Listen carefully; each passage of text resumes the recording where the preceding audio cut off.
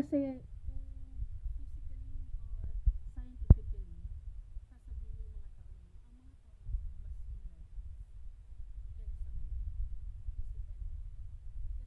Kasi kung ang tao bata pa lang, i-train mo na sa mga vocabulary na lang ginagawa niya araw-araw. Hanggang sa pag ang laki na lang niya, huwag mo lang sa kanya magbuhat ng isang daan sa isang kamay tapos panibagong buhat. Ganun naman. Which is training. Parang ganun din naman. Kaya hindi imposible na kailangan gawin nila ng mga ganito. Pero may iba-iba kasing civilization. Noon nakalagay na magkakasama ang civilization. Bago pa, ang unang ginawa ng Diyos sa kabataan ay nung time na maginhawa ang klima. Yung hindi tag-init, hindi tag-ulan. Yung ginawa sila dyan ng terra, tag-init ako. Tag-init. Nakalagay sila sa isang, yung sinasabi na bubble. Parang masasabi mo sa atin ay isang zoo. Andyan na lahat. Nakapasok yung hayop, siyempre yung bigyan. Kasi ang sea ang ilalim ginawa hanggang sa tubig. Si Emma hanggang sa tiyan. So, may nangialam kasi yung pinaka-Diyos. Kasi nag-Diyos-Diyosan ang mga, kumbaga sinasabi natin mga Diyos-Diyosan. Pero hindi sila talaga totoo. Which is may nagkakagusto. So, binigyan ng buhay kasi ginawa nila sila na nakabigay tayo sa mga physical. And meron pa lang light being. So, nung ginawa si Eva, nangialam, nagbigay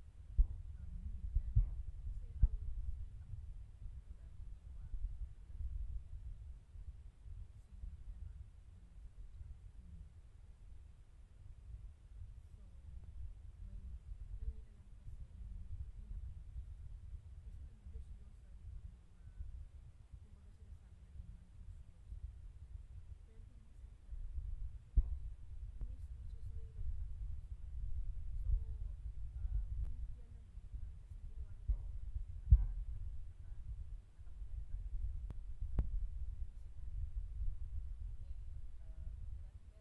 Nanay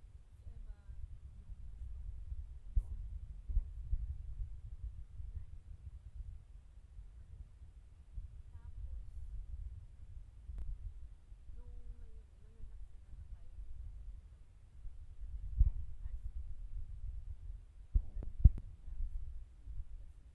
kasi kailangan imbestigahan sila lahat. Kasi yung ibang nilalang, may naunang sibilisasyon bago sila. So, kung tutuusin, may iba ring sibilisasyon. Kahit pa papaano man tignan ng mga ng mga archaeologists, marami silang painom sa iba, pagka may discovery sa mga sibilisasyon na yun. Makikita din doon, maski sa mythology, makikita na ang mga folk creature, sea creatures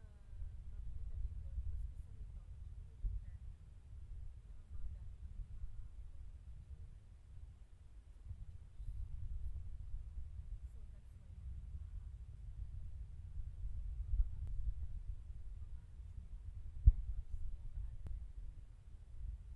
gusto nila. So that's why may mga ahas. That's why may mga absihan, mga tuna. Mas pinag-aaralan nila yun. Ay mas naunang sibilisasyon. Which is ang ginawa ng Diyos. Kasi nagkaroon ng, kasi yung Diyos ang Diyos ng iba-ibang lugar. Nagkaroon ng nuclear war. So, may mga nakahuhukay ang mga archaeologists na mga remain ng mga oldest civilization na nagkaroon ng nuclear war. Hindi naman nuclear, parang mga sonic. Hindi kagaya nitong nuclear na sa atin na sasabog.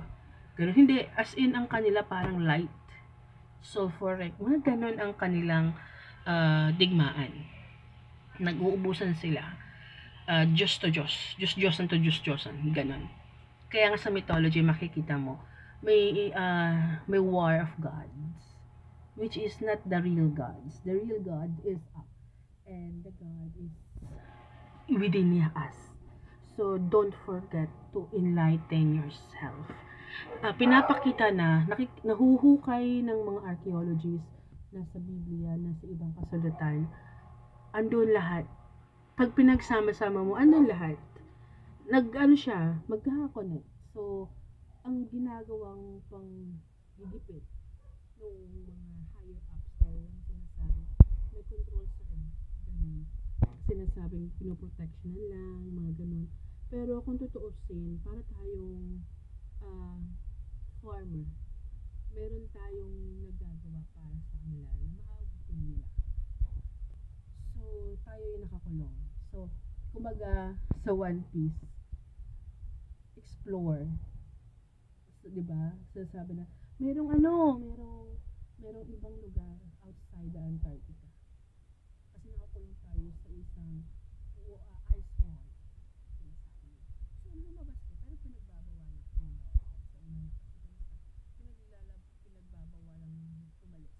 Kumbaga, so, kaya nga natatawa ako, kumbaga kumpara sa One Piece, parang world government yung nagbabantay sa wall ng Antarctica para hindi tayo makalabas, para ma-explore yung ibang lugar.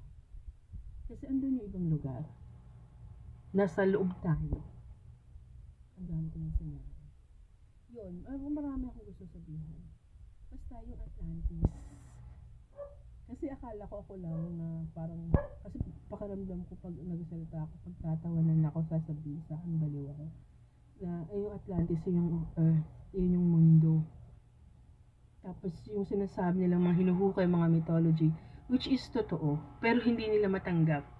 Kasi parang sinasabing fantasy lang, which is nahuhukay at nakikita at napagmamasdan na ng mga tao. Pero para kasing tinatago. Alam mo yun. So, maski dun sa mga pyramid, mga hieroglyphics, makikita na iba-iba ang mga nilalang. Which is mixed blood na talaga. May mga iba-ibang itsura kasi iba-iba yung itsura natin. Pero ang iisa lang ang Diyos, which is the main God, which is the one who give us the light.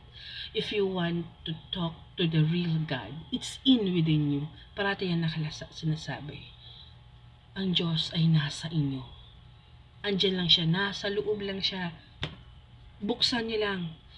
Spread the light. Nasa inyo lang. Kung gusto niyo siyang makausap, makakausap mo siya. Maka-communicate ka sa kanya. Pero ang marami kang matutuklasan once you start to open up. Parang yung cellphone. Hindi naman cellphone. Yung transmitter. Parang ganun. Andyan na yung force mo. Andyan na sa'yo. Nakabukas siya. Hinihintay ka lang niya magkaroon ng signal na makapag-connect sa kanya. Ganun yun. Nasa inyo yun. Makakausap niyo yung Diyos. Hindi niyo kailangan magdasal ng paulit-ulit. Hindi naman tanga yung Diyos. Okay? At hindi niyo kailangan ng Diyos-Diyosan ng mga bato. Sinasabi na nasa Bible na. Okay? Huwag kayong huwag kayong makulit. Nakalagay sa Bible, nasa batas na, sundin na. Huwag na sabing respeto yung Bob, pero totoo yun. Hindi ka dapat nag-ano ng Diyos-Diyosan kasi hindi mo kailangan ng bato, kahoy, plastic, o kahit diretso na sa Kanya. Hindi mo kailangan ng santo kasi silang mga santo-santo, kailangan din lang kumonek diretso. So, deep inside, nasa inyo na yung kakayahan. Nasa inyo na yung para makausap nyo, magkaroon ng kakayahan, makita kung ano yung totoo. Makikita nyo yung ibang sasabi, dark force or other world. Parang ganun. Which is, pakiramdam nyo baliw kayo. Pero, ipapakita sa inyo kung ano yung totoo. Ano yung hindi dahil sa nakikita nyo yung hindi nakikita ng iba, kundi nahuhukay na rin kasi ng mga archaeologist or mga scientist. Lalo na yung mga kung paano ang sila unang tao noon nakakapaglakbay ng mabilis. May mga tools na sinasabing higher ups. Kasi yung sinasabing lights, yung mga powers, which is scientifically explainable. Yung sinasabing mga sasakyan, which is kung maraming type, there's a signal type na sasakyan, parang sa atin ngayon Bluetooth, or mas magandang sabihin wireless. Or meron din sinasabi na magnetic field. May ganun din. So mga ganun. Tas meron din yung mga lights. Laser, one of that. Paano ba? Kasi hindi naman kailangan ng gasolina. So, yung mas nangingibabaw is mercury. Karamihan ginagamit ng mercury, which is like a battery sa kanila na nag-i-store. So, karamihan sa mga pyramid, akala natin bundok pero pyramid. So, ganun yung nangyayari. So, tinatapunan kasi nagkakaroon ng, nung sinauna, nagkakaroon sila ng war. War na dahil sa parang palakasan ng ere o palakasan ng pataasan ng ihip. Ganon. Na gusto nila mas malakas sila. Inggitan. Kasi, wala sa kanila yung light. Pero nakita nila kasi na nasa atin yung light. Tayo yung binigyan ng light. Nasa kakayahan natin na makausap yung Diyos. Yung totoong Diyos. Hindi yung Diyos na nakikita at sinasabi ng mga tao na ganito, ganon. Ang Diyos ay nasa atin, na within us. There is a light within us, a feminine light that will take care of us. It's like a mother or a feminine love that you will going to feel inside you. So, para na akong baliw kung tutuusin sa ibang tao pag nakarinig. Kaya ayokong i-share. Para akong baliw, diba? Pero, so, ganun. Meron pa akong gusto sabihin. Pero mahaba na. Pero totoo yun. May kakayahan tayong kausapin ng Diyos. Kagaya ng mga sinaunang tao noon, nang hindi pa masyadong nakokorap. May kakayahan silang kausapin yung Diyos. Maraming nagpapanggap na sila yung Diyos. Which is, may ibang realm. Kasi, hinati ng Diyos, parang, ibinukod yung iba-ibang nilalang. Pero, deep inside sa atin, meron tayong mixed blood. Hindi naman kasi dahil sa mixed blood, si Noah, hindi si Noah dahil hindi siya ang purong tao, hindi. Si Noah ay isang albino, ang anak niya iba-ibang kulay, pero iba-iba. Parang ganito yan. Sa Ghost Fighter, may lahi si Ryzen ay yung mga ninuno. Lumabas yung dugo kay Eugene. Get nyo? So, ganito yan. Kaya may mga kakayahan yung mga ibang tao na iba sa atin. Sinasabi natin, parang sila, may mga kapangyarihan sila magalito, mga chuchu-gichu. Kasi hindi naman galit ang Diyos doon sa na nag-asawa. Hindi doon. Kasi ang nangyari naman pagkagaroon ng ganun, kasi dahil nag-away-away sila sa kapangyarihan. Alam mo yun, yung parang naging ganid. Gusto nilang sila yung may control. Which is pataasan, kunyari, yung Amerika tsaka yung Russia, nagpataasan ng may parehong God, ganon. Nag-war sila. Ang nasubo ay yung mga nilalang nila o yung lugar nila. So, ganon ang nangyari. Okay? Ang Diyos natin ay ang totoong Diyos is in within us. Okay? So, hindi kailangang mag-away-away. Hanapin nyo sa puso nyo, or di naman sa puso, literal puso. It's in within you. So, yun. Ang katawang ito, may expired. So, this is like a vase only na naglalagay siya ng spirit or kaluluwa natin. Pero once na mawala ang physical body, the way the lights within you will going to the realm that you choose. So, hindi tayo namamatay spiritually. Hindi. Masasabi tayong immortal. Kaya nating mag-reincarnate or bumalik. Pero, may ibang tao na hindi na nag-reincarnate kasi napupunta na sa ibang realm. Kasi, nag-advance na siya. So, kasi may pumipigil. So, kaya nga delikado yung yung hindi magabayan. Merong mga ano na hindi alam kung nasaan sila, kung saan sila patungo. Kasi naka-shield sila. Yung kumbaga, kasi maliban sa espiritu natin, naalala niyo yung kinuwento ko sa inyo, na nagalit ako sa mga hinayupak na demonyo, na mga ano na yan, na gusto na akong patayin. Pero sabi ko, subukan nyo. Pag ako naging espiritu, may kakayahan na akong lumaban sa inyo. Kasi pag physical na katawan, hindi ako makalaban sa kanila. Double dead ko sila pag nagkataon. Ganon. So, don't scared to die. Because you're going to be on the next realm. Don't worry, there will going to be a guide. Or, andyan, may guide. So, para na akong balik kung pakikinggan nyo ako, no? Yun lang. May gusto pa akong sabihin. Which is tungkol sa science, sa Bible, sa mga discovery. So, yun lang. Kasi hindi ko, nalaman ko na hindi lang pala ako yung ganon, meron pa palang ibang taong nakakaalam. Kasi akala ko ako lang alam yung nasa isip ko lang, tapos hindi ko alam kung paano ko i-share nang hindi ako pagtatawanan. Ganun.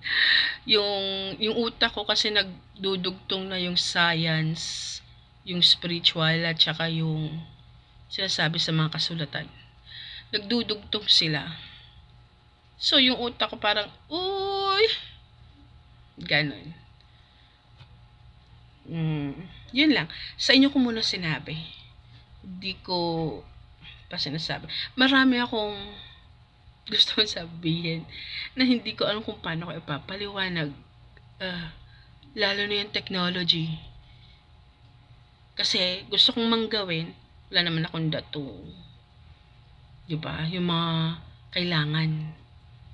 kailangan doon sa kung paano yung car lilipad, kung paano na hindi kailangan yung gagamitin yung power of the sun, the air.